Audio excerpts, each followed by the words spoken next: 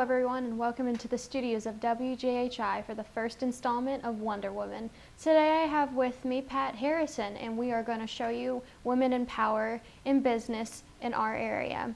Thank you for coming in today, Miss Harrison. How are you? I'm fine. Thank you for having me. Great to have you here. Tell me a little bit about yourself. As a child, what did you think your dream job was going to be? Well, I was raised by the normal, I guess they call blue-collar workers in South Louisville. And my mom was a nurse, and she was from down in Kentucky, down in Lynch, Kentucky, and moved to Covington to get her degree in nursing and met Dad, who was from Covington. He's a machinist. So because of that, because of the nurse, I thought I would like to work in the medical field. And then because of Dad, I thought maybe I'd like to be in the machine part of life. So I registered at Spalding College, or I went to Presentation Academy, a wonderful school, and then Spalding College, and took medical technology. Little did I know, after 3 years of college and getting ready to go to internship, that I would actually have to take a needle and put it in your arm, and you would take one and put it in mine to test.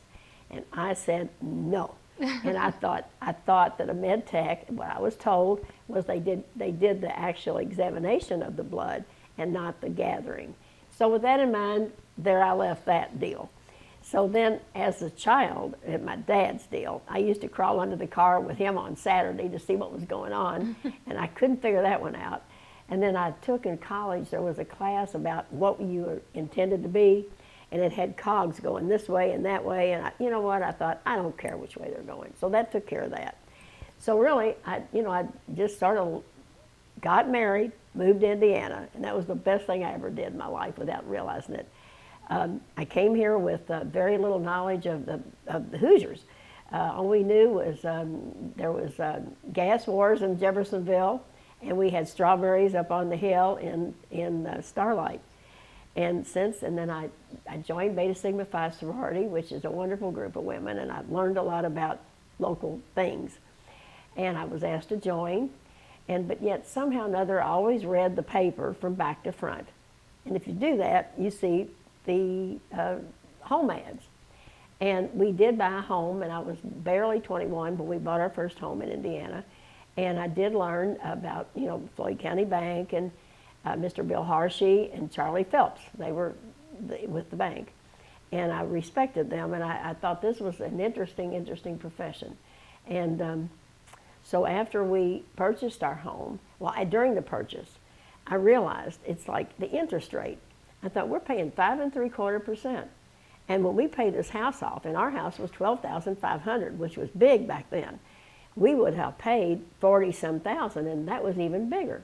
So that's when I thought, we've got to get that paid down. So that's when I realized he's kind of like a David Ramsey of the future. I was. Could have been, I guess, how would you say, David Ed? But anyway, that's how I started realizing what was going on in the real estate market. And back then, most men were realtors. But in our area, we did have Cora Jacobs, and she was a quite what can you say about Cora? I think I didn't know her personally, but everybody knew of her. Purple hair, derby, a lot of that, She started the Pumpkin Festival in New Albany.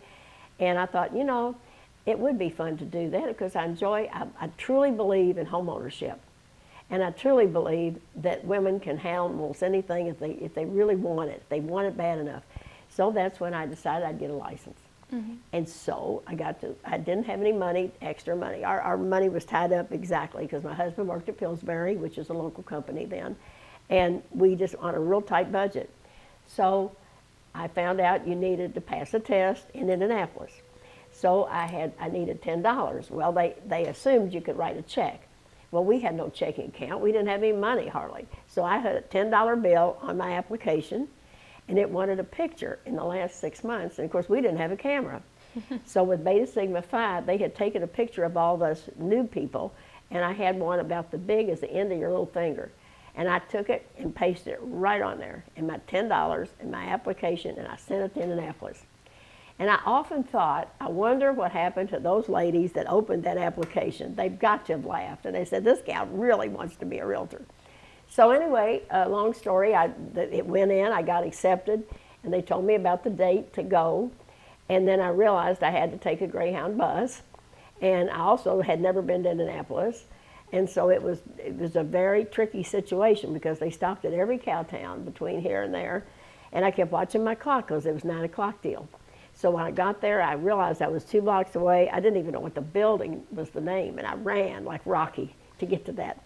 And when I jumped on, I got there, and when I jumped to open the door, it was a huge thing. I got in the door, and the door slammed, and this lady said, young lady, if you had been any later, you would not be able to take the test because 9 o'clock is it, and we are very careful here at the license situation. So with that, I was still out of breath, and I got my paperwork. And 4 hours later, and believe me, the test was long, and it was back in the day you wrote. It was all written. It wasn't so much just pop, pop, pop with picking a letter.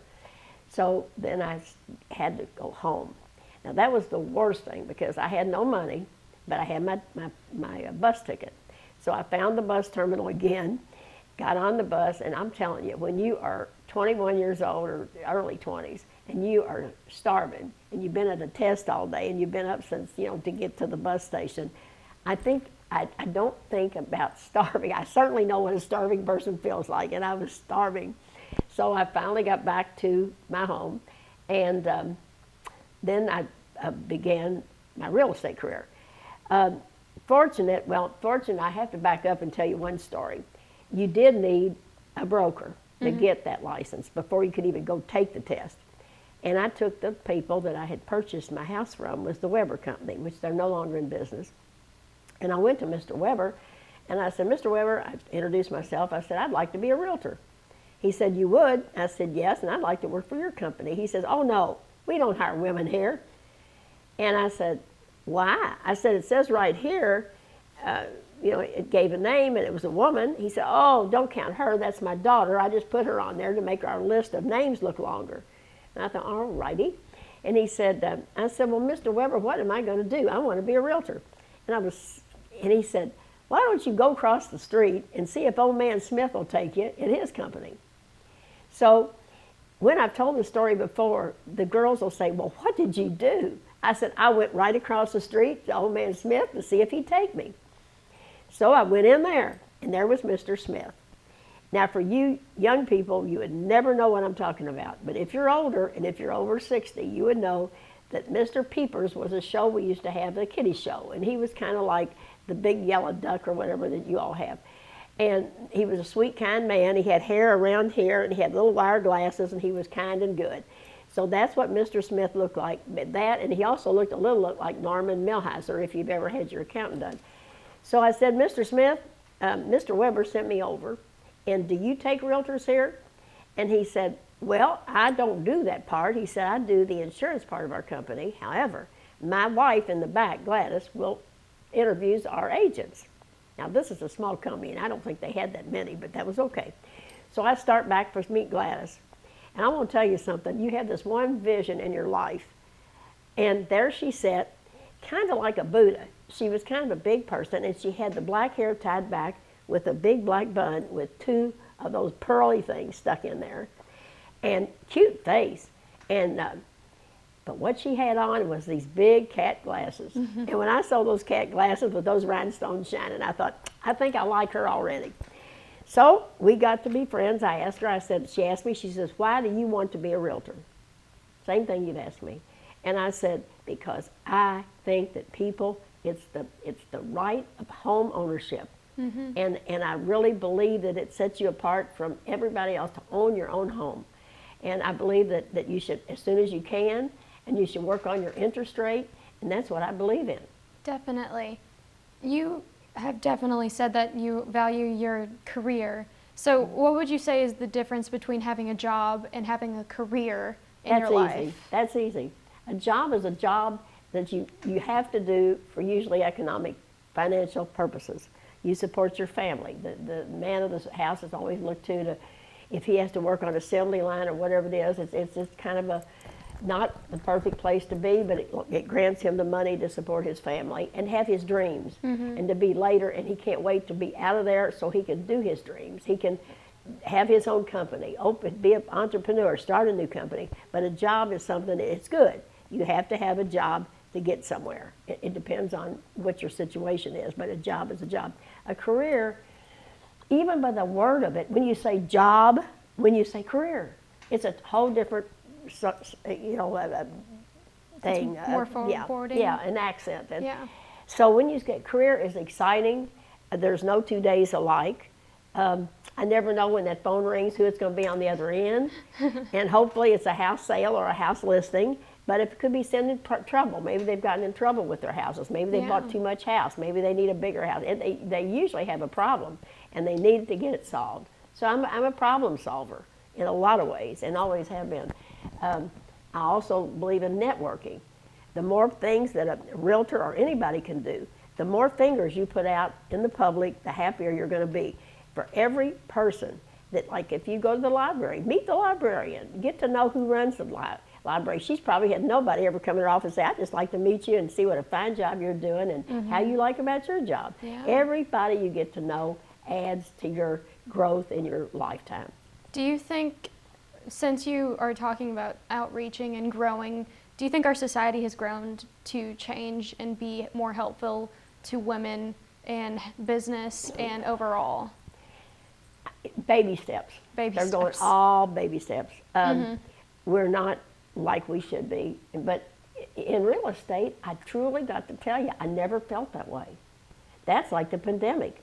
Fortunately, I really have not had it. I've known a few people with it, but it never like gripped me. And that's the way with real estate. Not being a man didn't grip me. I could do it. I had that. I can do it. It's like Rosie the Riveter back in the day, and I believe in that. And so I never felt like I was second-rate citizen. Like if there was a man and there was me, and we were going after a listing, I knew I was going to get it. Yes. In fact, I did one, and Harry Doughton told me later. He said, Pat, he said, I went to real estate school, and they told me to wear a suit and a white shirt and a tie and look really good, and I'd get listings. He said, while I was out with the man, you were in with the woman at the kitchen table with your short skirt and your hairdo, and by God, she was signing the listing. Oh, so you see, it just in persona. And if people know you're sincere and they know you're there for the right reason and not premeditated to do, you're just that, you're there. I think probably another thing, when I got my license, I was in my 20s. And the average realtor was in their, I'd say, 40s to 60s. And they had nobody my age to identify with. Yeah. And there were Saturdays when I would have 3 and 4 couples in the same room, like a room, pretty good size, but they would all be trying to find a house. And it was different. We had, I wish I'd brought them to show you. We had mimeograph sheets. It was like in school. They used the purple and white, and they would run, you would have, that's all you had. I used to drive at night, up and down streets and memorizing streets and addresses, because we didn't have that back in the day. We were talking 60s. So, but I feel like I matched a lot of people with the right houses, and you would absolutely be surprised at how many people are in that same house that I sold them 30 years ago. I definitely can see that happening. A lot of the real estate people that are in our community have prided themselves with being able to connect people with sincerity and to be able to give them long-lasting homes. Exactly. Would you say that if you had the chance again, you would follow the same path to do what you are doing today? Absolutely. Absolutely. You always seem very happy about your career, and I just have to ask you the age-old question.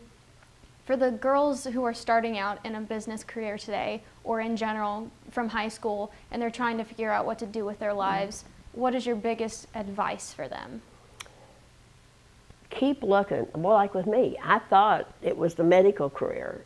And if I had forced myself into do what I couldn't, and I believe if I really, because I even worried about hurting my mother's feelings when I did what I did, and I said I can't do it. I thought, Pat, you could do it. You could do it. If life depended on sticking somebody, I probably could have, but I would have been miserable. And so if something doesn't seem right, doesn't feel right, keep looking. Keep asking. This networking thing, try something else. And don't be afraid to be a failure either, because first thing I was a failure, I thought, with my mom. And later she told me, she said, I would have been really, upset if you would have tried that and not been, I'm glad you were up front with your dad and myself. And don't be afraid of that. I found out look how to do that. Find a mentor. Call me, I'll tell you.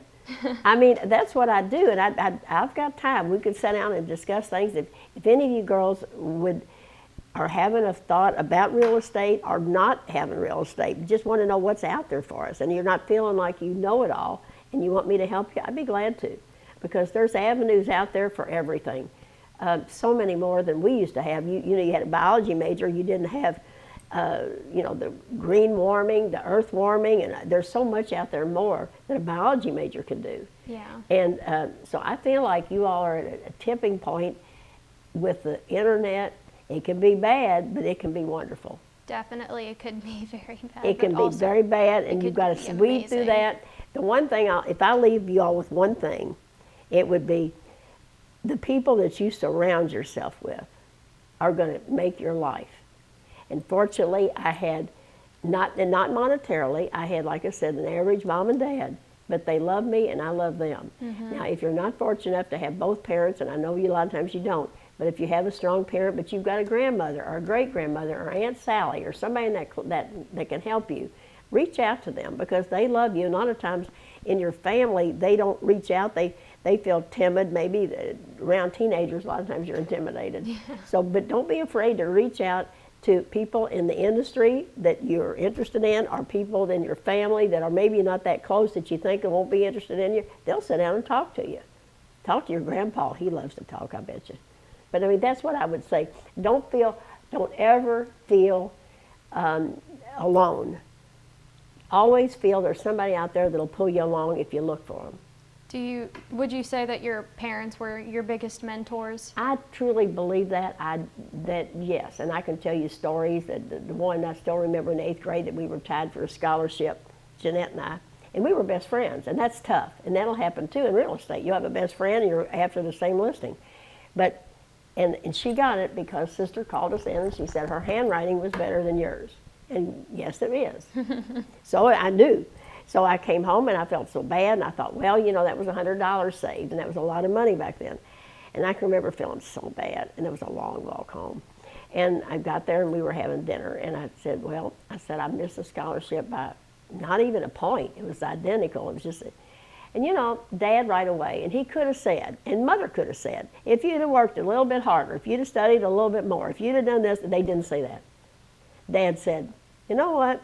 He said, Jeanette and it's a good family. He said, they got 8 kids in their family, and they struggle, we all do. He said, there's only you and your brother Johnny, and I think we can get you to Catholic school, and we'll pay that $100. That's the kind of parents I had. Mm-hmm. They, you know. Was your family some of your best memories throughout your career, them helping you? After I got to Indiana, though, that old river still is a big one, you know, and probably that was good for me, because I was spreading my wings, and I did. But I always kept in touch. And when our big game was pinochle, which over here it's euchre, I believe. There's a lot of euchre players over here, and I can play it, but you know, when you play cutthroat, they call it cutthroat pinochle. Mm-hmm. That's the game. So they used to, we had the usual family things. They would come over every weekend, and we'd play pinochle, and then we got to playing the people in Indiana that I knew in my street, all played pinochle. And then I ended up, Mother passed away at an early age, and then Dad ended up moving over here. So Dad ended up living, he met a little bungalow on State Street. And actually that's where he passed away. And I said, Dad, if you start feeling bad, you're right across the street from Clark, at that time, Floyd Memorial. I said, either, you know, walk out there and somebody will drag you on in that hospital, or they'll run over you, and then you're, you know, it's over. Laughingly, but no, he was a Cougar before he died. Yeah. So I got him all over here.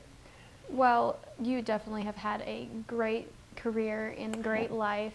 Do you have any plans for the future that you're definitely betting on? Oh, I am doing so many things. Tomorrow we're having, I believe in Rosie the Riveter. I believe in Clarksville's coming to they're going to have the statue down there by the river. Tomorrow we're giving our free trees away. I believe in Earth Day. I finished my college in 1970, and at Spalding, and that was the first Earth Day. Mm-hmm. And I gave trees away then. I had the girls from presentation.